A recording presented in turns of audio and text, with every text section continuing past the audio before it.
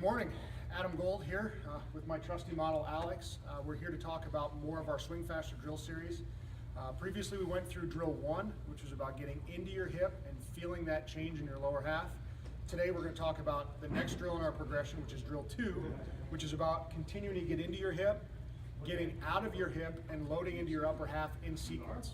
So a couple keys when we talk about drill 2 is we're really focused on the lower half, on getting in and getting out is our term, and also our sequence into our upper half load.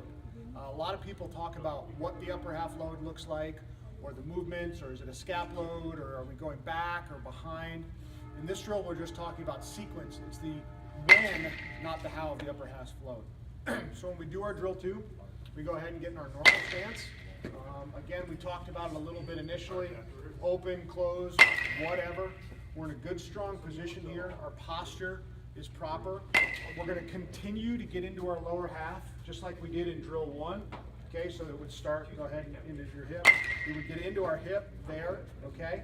But as we come down, we want to externally rotate so we are opening our hip at foot straight. So it looks a little like this.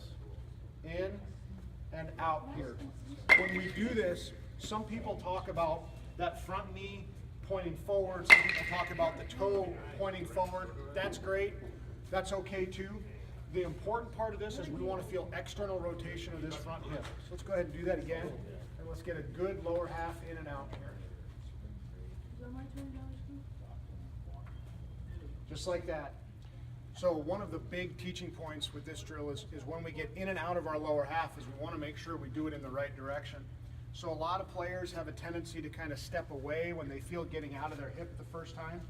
So you can kind of see we come into our hip here, go ahead and load in, and then as they come out, to come out of this hip, they step away from home plate, they step away from the line here that we use.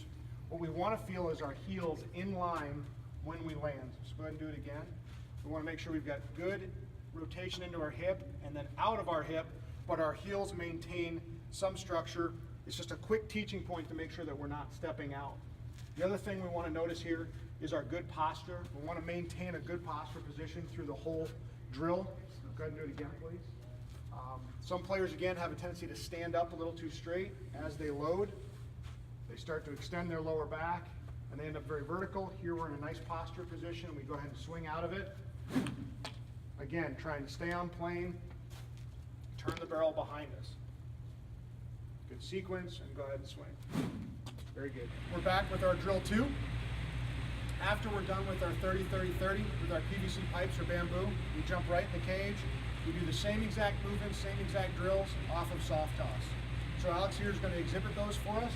We're going to take about 3 or 4 swings to give you a look at what it looks like.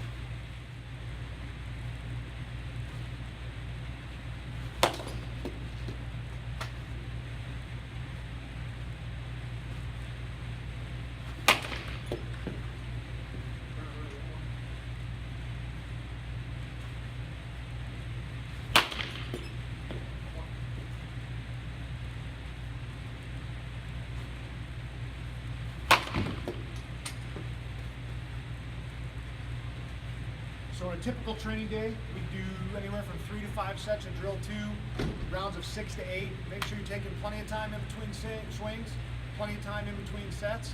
As always, if you have questions, let us know.